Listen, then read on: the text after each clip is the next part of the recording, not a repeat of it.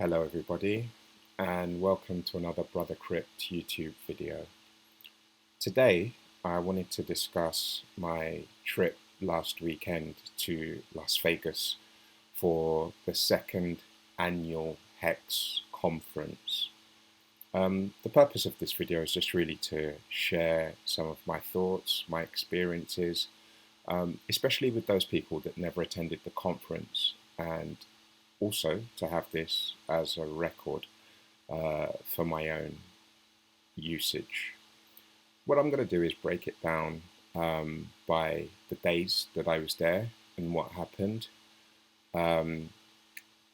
Most of this video is actually coming from a social aspect, and I want to highlight, things that I've noticed in the Hex community. Maybe it might help others, and maybe others that get this information might be able to take on board suggestions and improve for the third annual Hex event, which I assume will be in 2023. But let's get into it. So I actually left the UK on Friday, and I arrived in Las Vegas on Friday. Prior to me going, I was able to link up with somebody else also from the UK who was going. Thank you, Hexy bastard, for making the connection. I actually met up with Hex for Life, who's also in the UK, but we were introduced through Hexy Bastard. So that was good to know somebody from the UK that was going to be out there.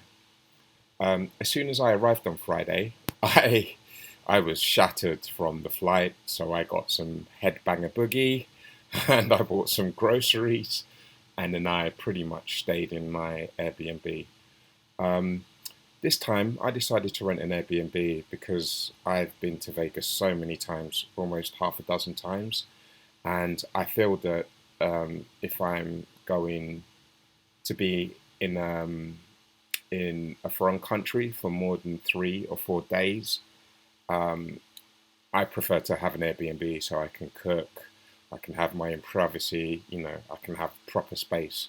So this time I stayed in an Airbnb, and my Airbnb was situated right by Rio, which is probably about a mile, maybe a mile and a half from the Strip. So it wasn't too far, but it was not on the Strip.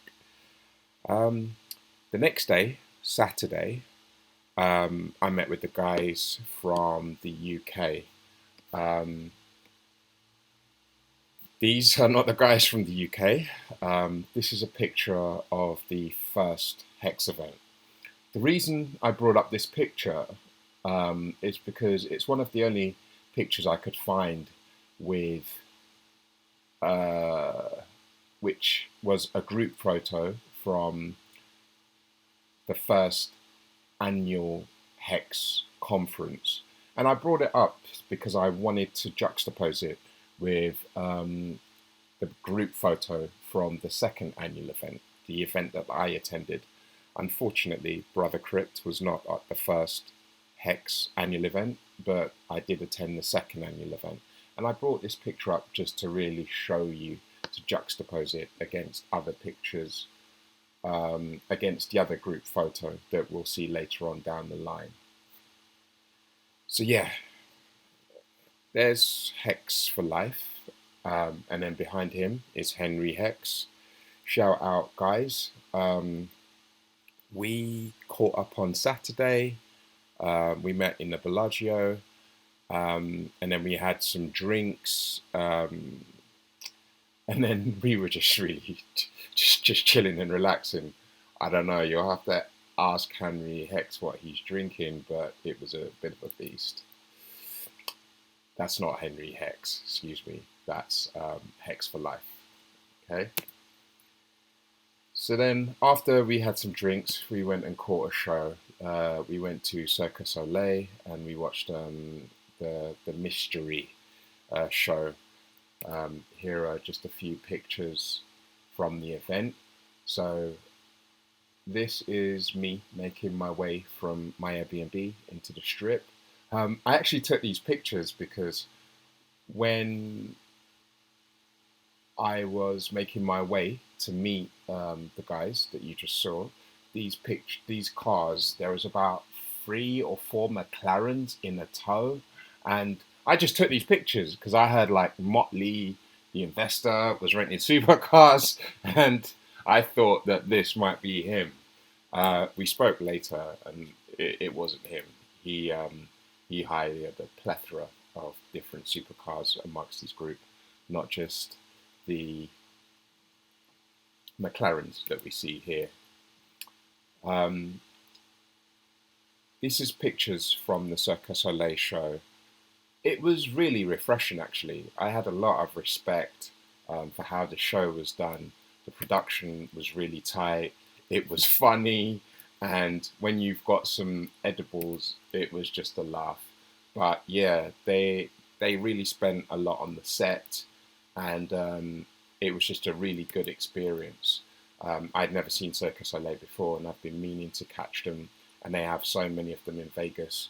So shout out to Hex for Life for getting the tickets. I appreciate you, and you were reimbursed for the tickets, but thank you for getting them in the first place. Right, so that was more or less a Saturday. We watched a show, and then the next day was Sunday, and that was the first day of the main conference. So I've only got a few limited pictures actually of Sunday. This is what the conference looked like. So for most of the event, it never seemed like it was at full capacity. And here you can see that all of the speakers had uh, computers in front of them. So no matter really where you sat, the speakers were really sort of concentrating on the webcams and on the online uh, viewers. That was the impression that I got.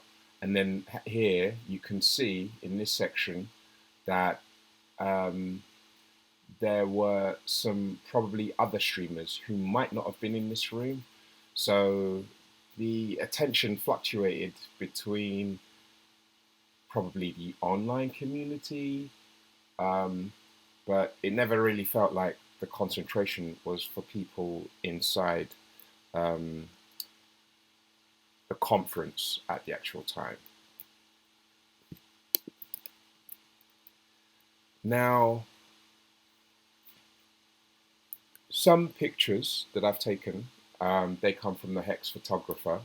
Thank you for taking photographs. I One of the things that I pointed at, one of the things that stood out to me um, was that when I registered, I got a lanyard and I got lots of free Hex merchandise. I was given a t-shirt, I was given a face mask, I believe a pen, um, I was given a timetable, and then I was given a lanyard. And I want to say a special shout out to Matty Allen that organised the event.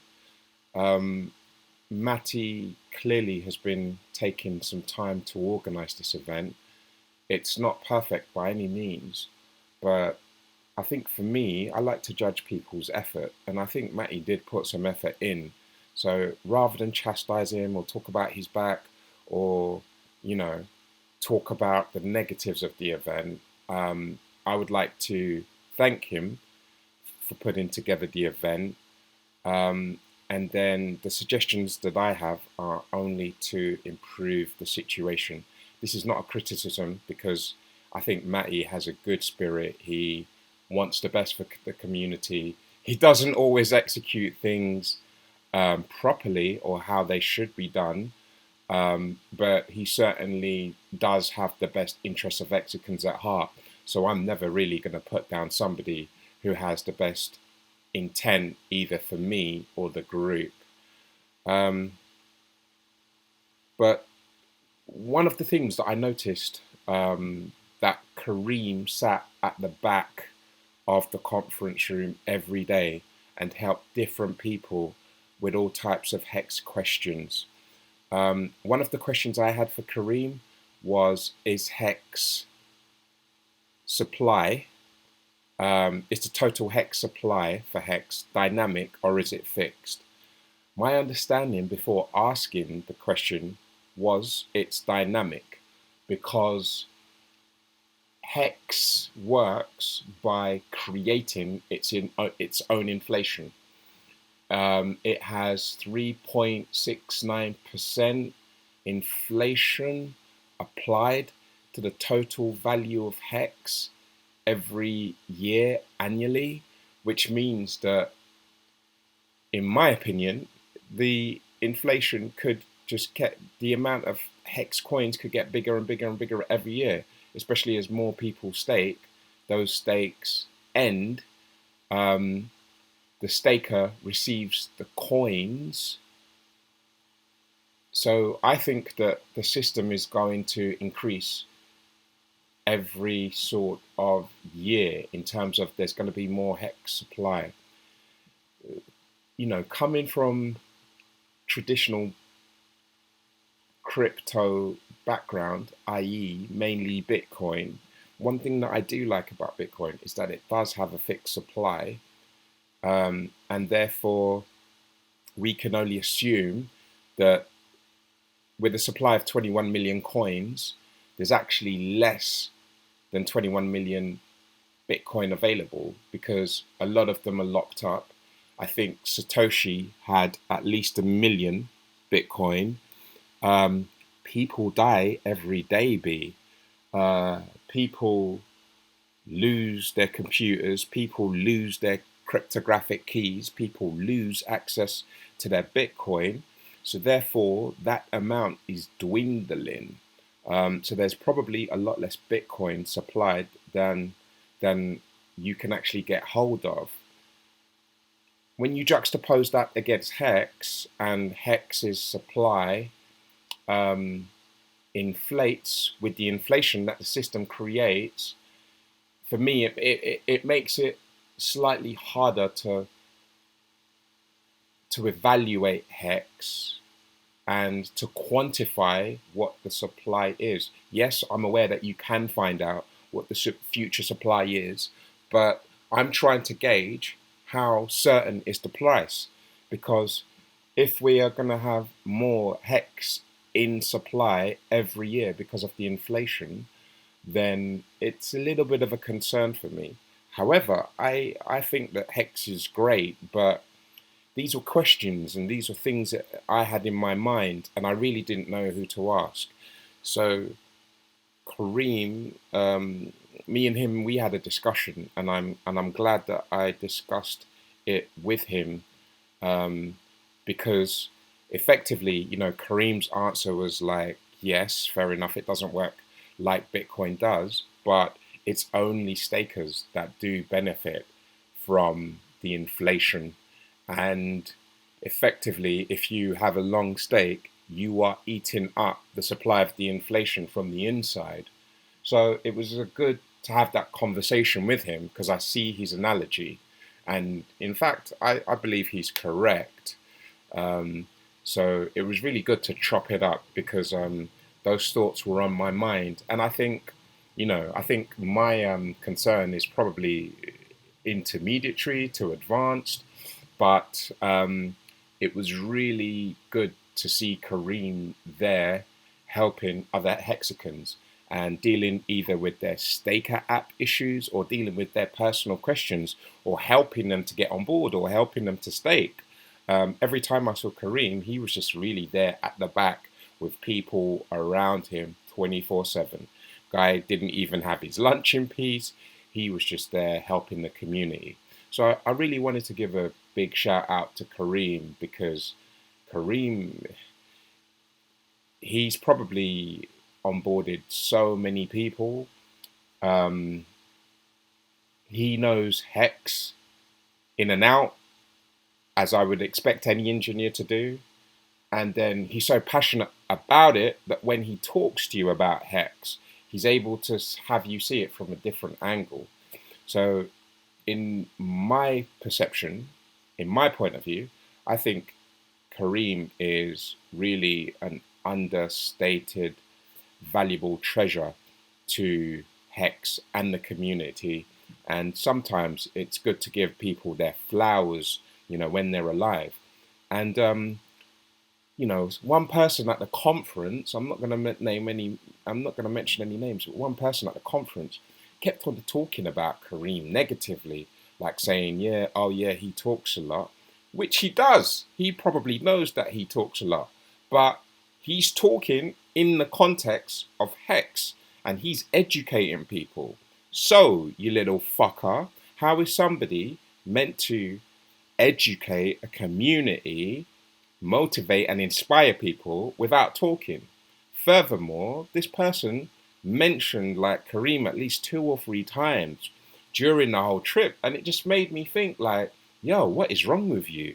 You've never said a word to this guy, but yet you're speaking about him in a negative, condescending fashion, like you hate him.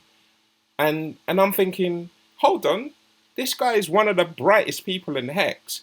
This guy left his job to work for Staker app. This guy hasn't even taken a fucking profit from Hex. And this guy's probably going to be one of the richest guys in Hex because he gets it. Why are you hating? And furthermore, I'm thinking it's bordering just on racism. I'm thinking you don't like to see a black man who's young, who's intelligent, who's able to articulate himself, and you just don't like to see people who are a different shade from you, who command respect, who should be respected.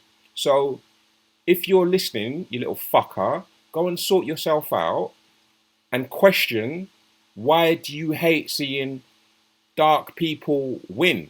Because that's how I took it.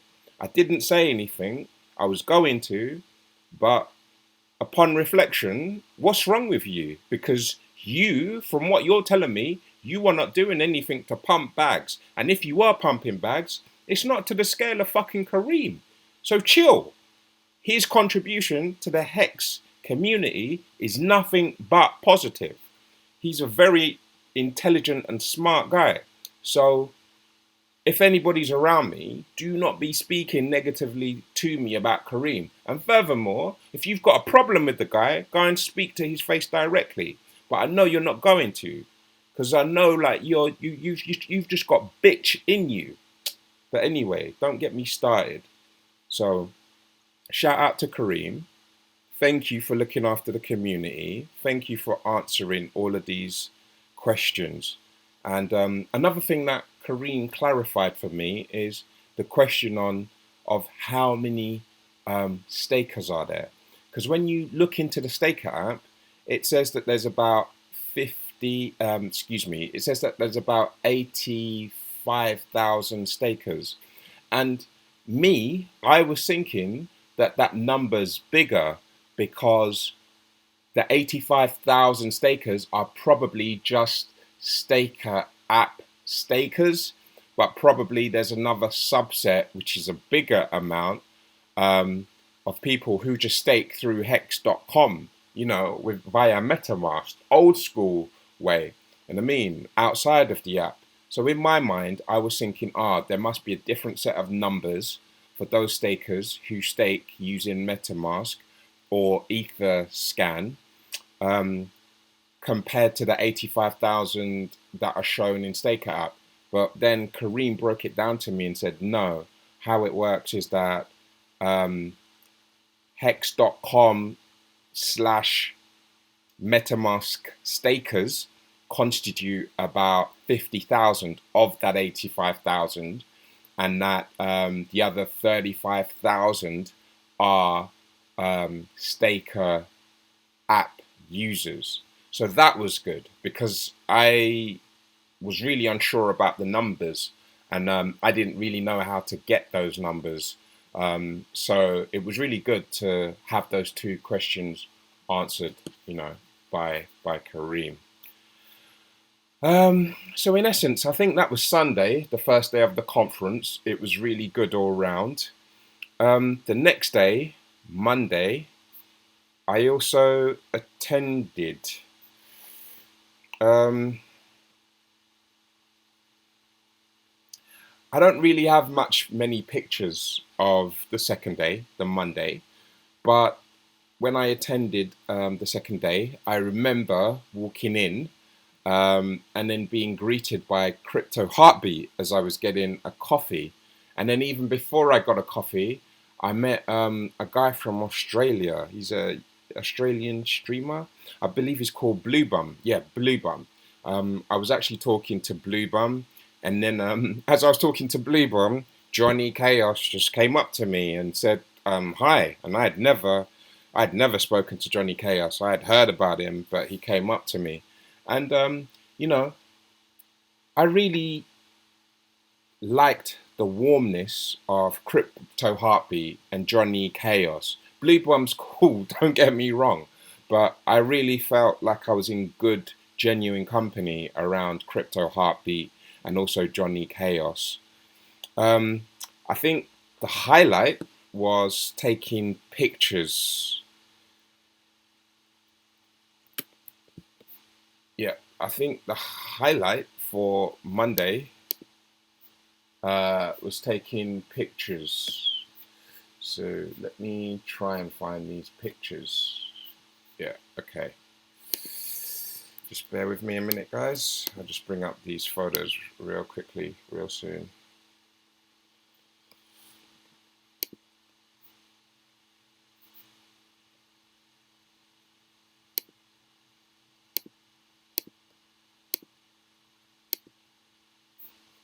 Sorry about the wait, guys. I'm just looking for my pictures. All right, so here we go. So these are the pictures from the Monday. So after I was welcomed by Blue Bum, Johnny Chaos, and Crypto Heartbeat, the highlight of the day was taking the group picture outside of the Hex Excalibur. But before taking the group photo, we were able to look at some of the cool cars. So here we can see Matty Allen's DeLorean next to the Hex car, the TT. What I liked about Matty Allen's DeLorean is that, it's basically the Back to the Future car, and it symbolizes that with Hex, you're able to pay your future self. So in essence, Matty's come from the future to pay us or to tell us about Hex, and that Hex enables us to pay our future self, which is true. So I think that's a great, marketing tool. It's a real cool car. And then next to it, here, you've got the Hex car. And who's in there? Johnny Chaos is in there as well. Really, really warm guy. Now,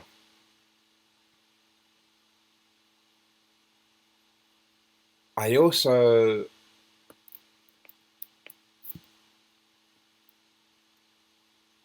met Sticker Guy around this time. So Sticker Guy came up and then he gave me a sticker. He gave me two stickers actually with, yeah, I'm not going to describe it, but Sticker Guy was cool. I'd noticed him all in the conference before. He was just walking around helping people. He looked like he was part of the organization. Shout out to Glenn. I met this guy previously, and we had a couple of discussions. Shout out to him. And then there's David Feeder in the background. I also had a conversation with David. David was really quite helpful and very knowledgeable. So shout out to you guys in the photo. So we've got more pictures here as well. Yes, big shout out to Ruben and Mike. I had met these guys in London back in December when they came to the second Hex birthday batch, and it was good to see them up again and chop it up with them.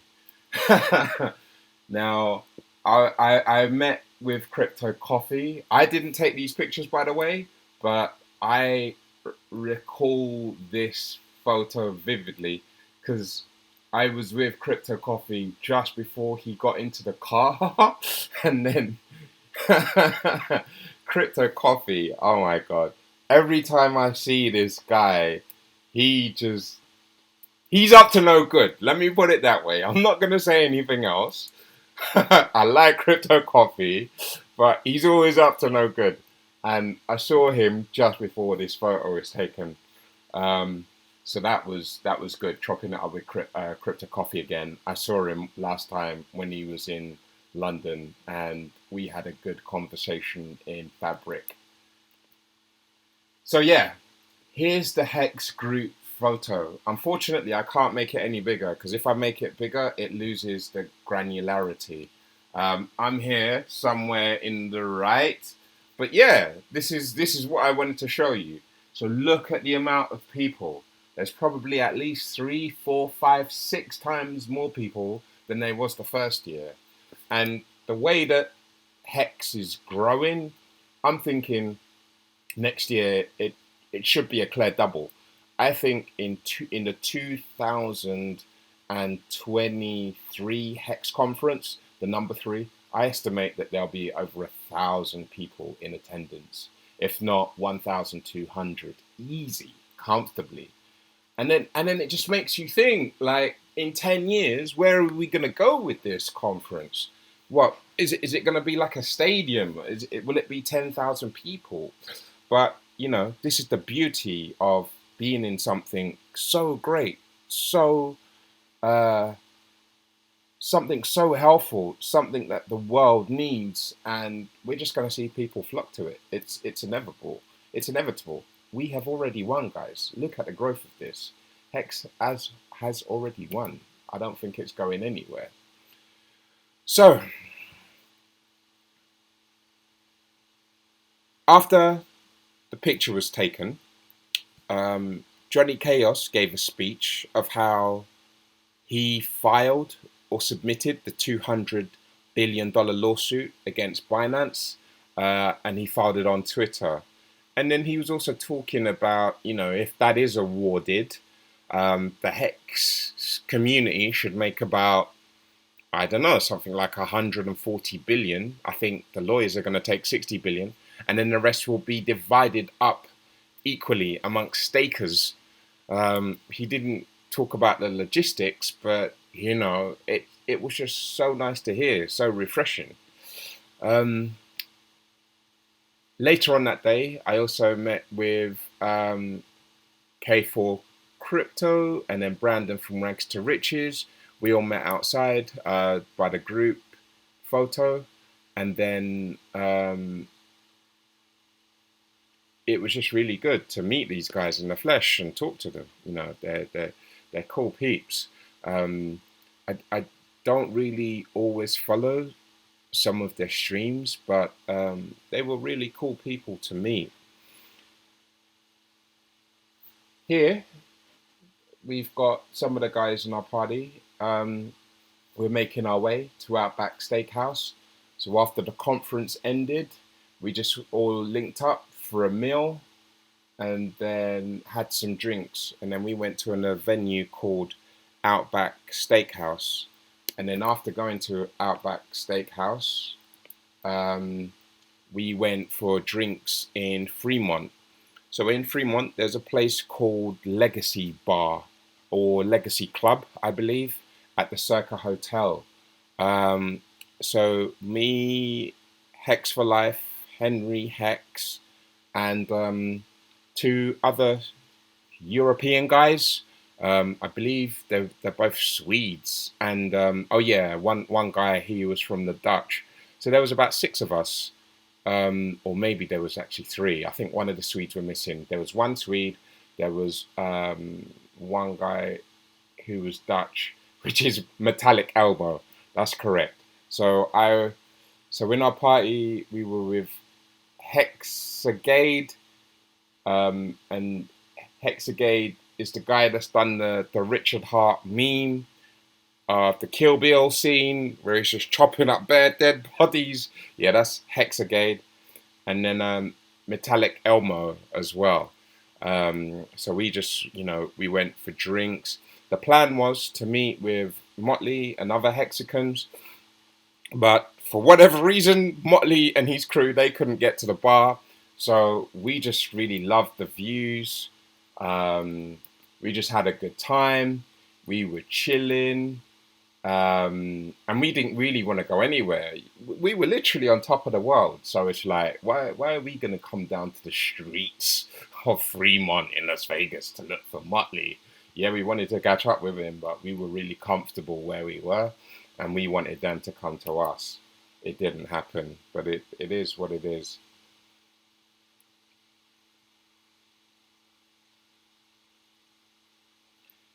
One of the things I noticed though was when you walk into the Legacy Club, the bar that we were in, they actually have like, I believe it's 1,000 ounces of gold bars in the cabinet. And in the picture before, you can see the spot price. Now, this photo is not one that I took. This is a stock photo I found online. And as you can see, it was on the 22nd of December 2020. And then the 500 2-ounce gold bars, which is a, 1,000 ounces in total, was here photographed at $1.866 million. Actually, when we walked into the bar, the value of the gold, the counter read it was at like 1.99 million. Let's just call it 1.99 million. By the time that we had left the bar, it was worth over $2,015,000. Now, I'm assuming that this also fluctuates up and it goes down, but it just really left me that when we arrived, the value of this gold was under $2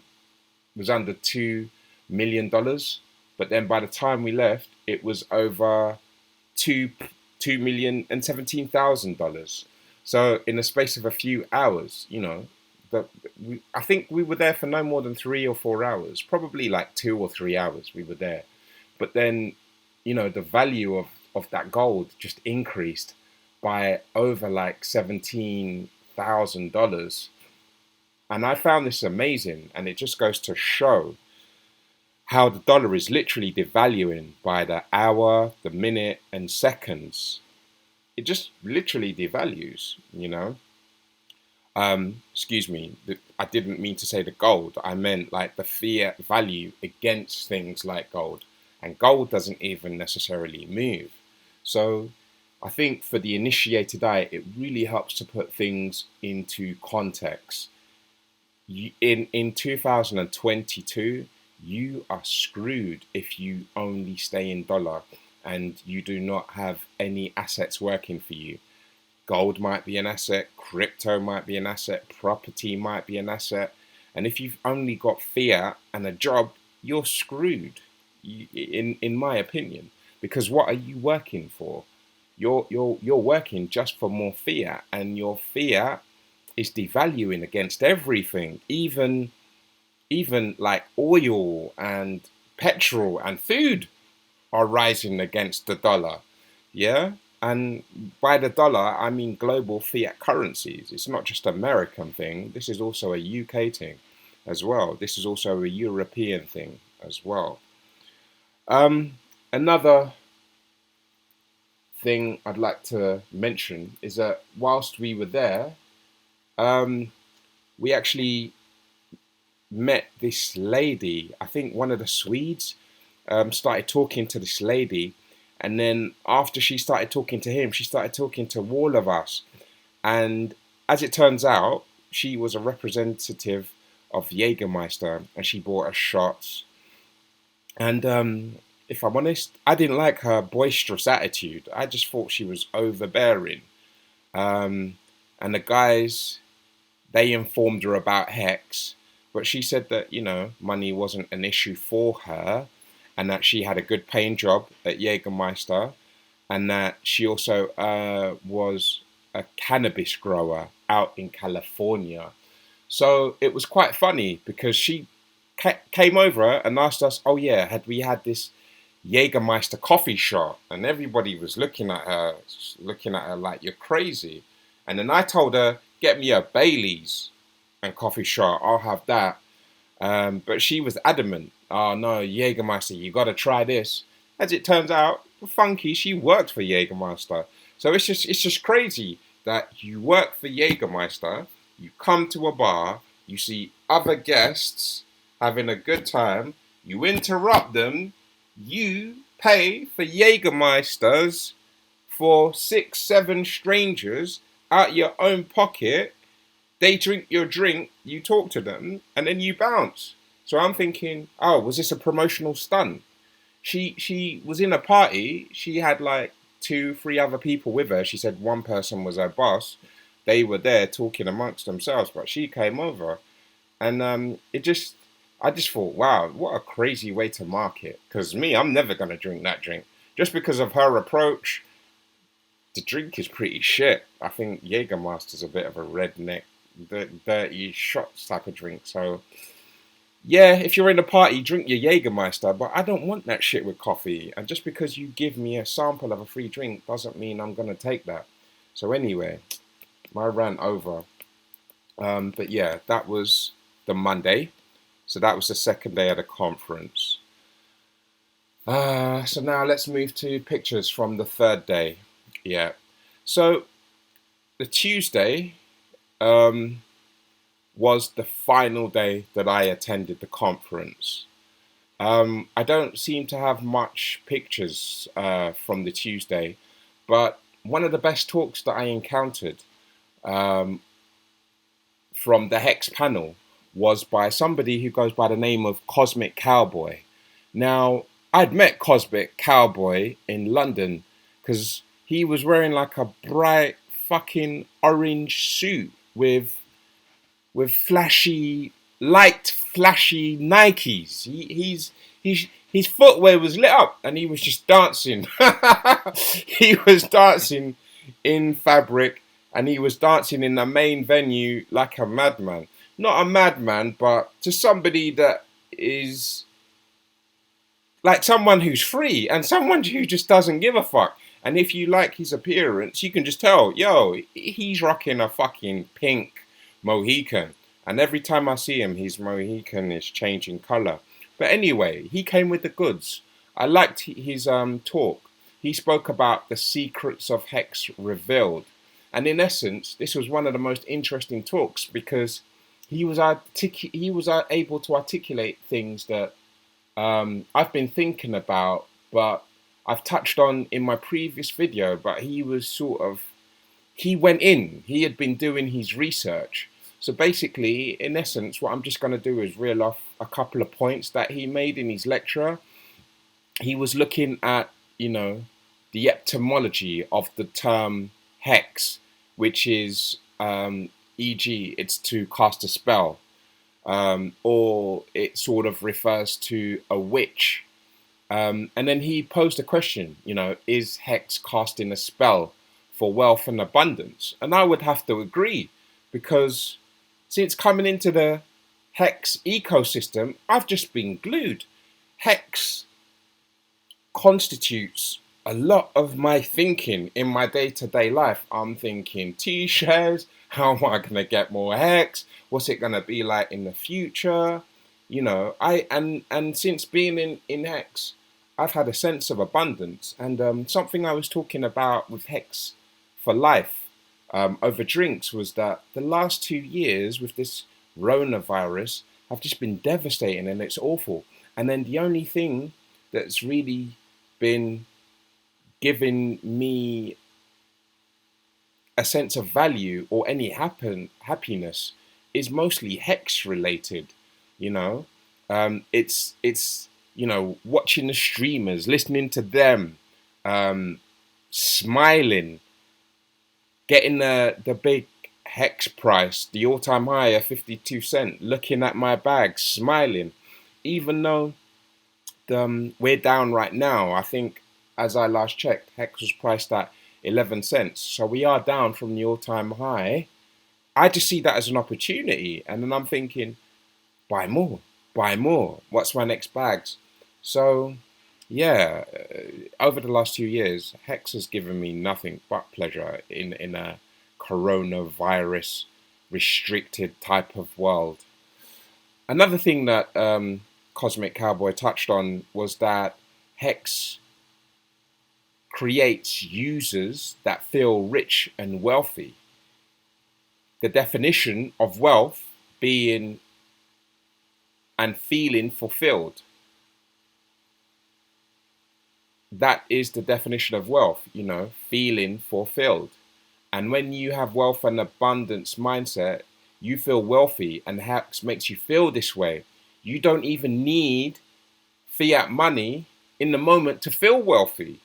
You don't. So Hex is just like that.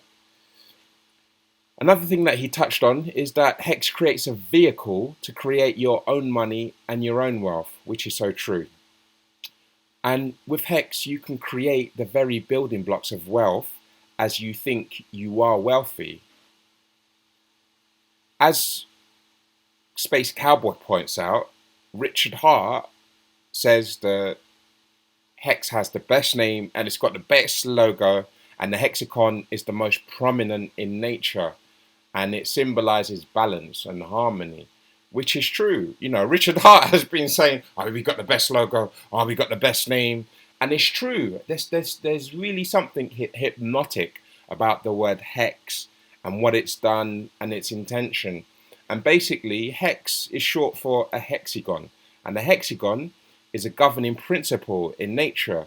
And even at a microscopic level, it's the best shape for absorbing light in animals' eyes.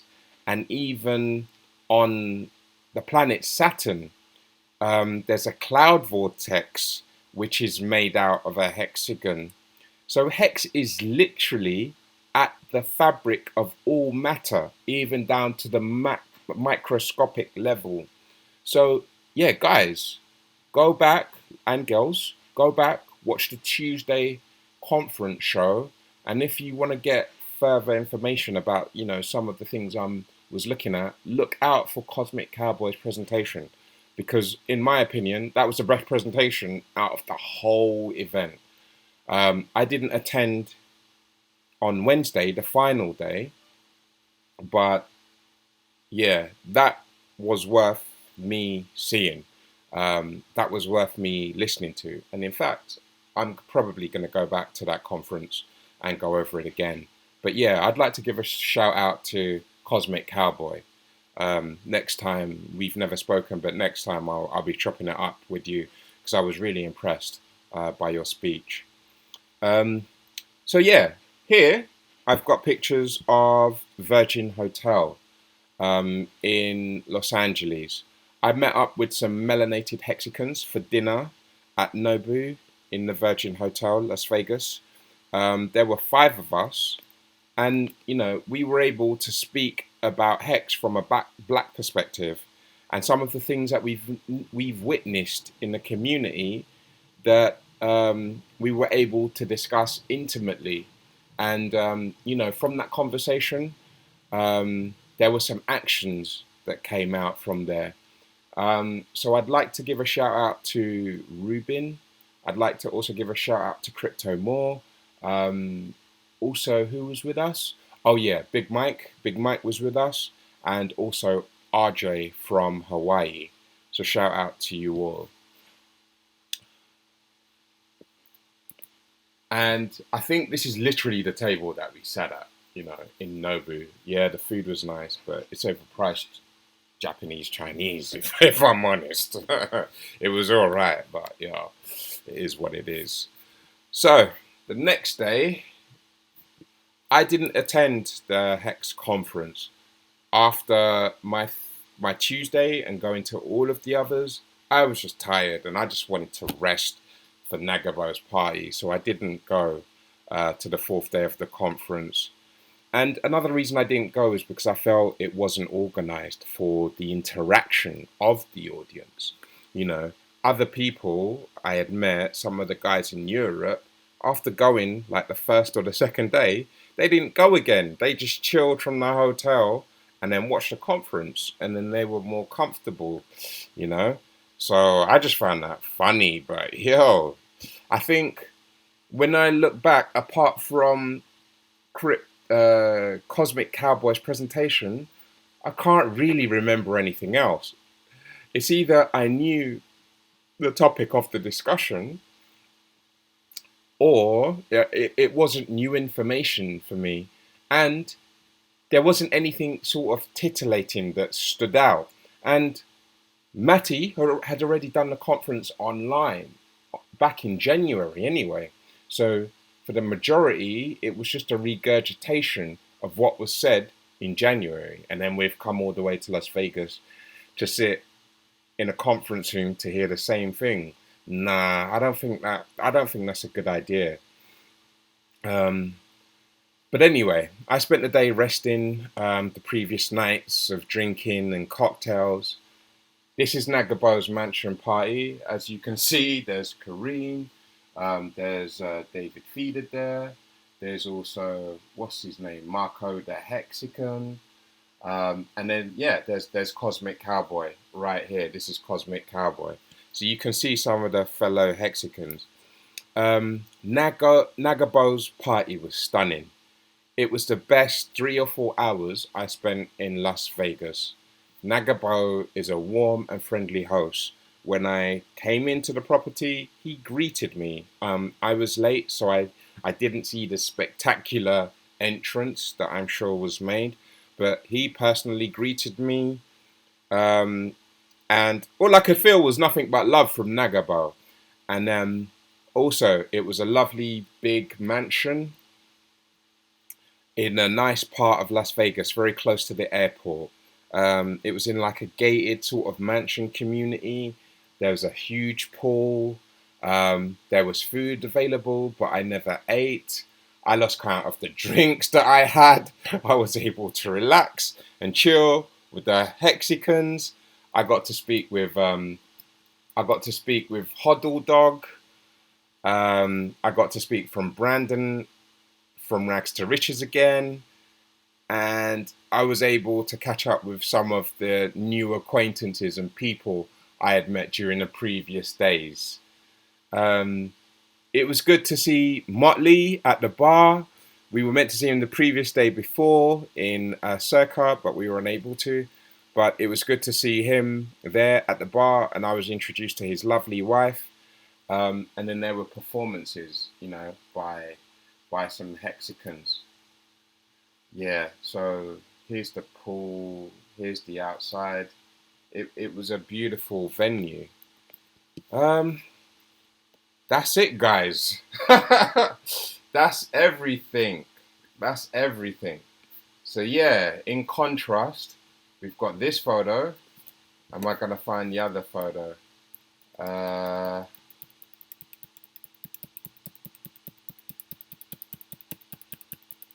Nah, maybe not. Don't want to be taking up too much of your time, guys. Yeah, okay. So we've got it. Bear with me.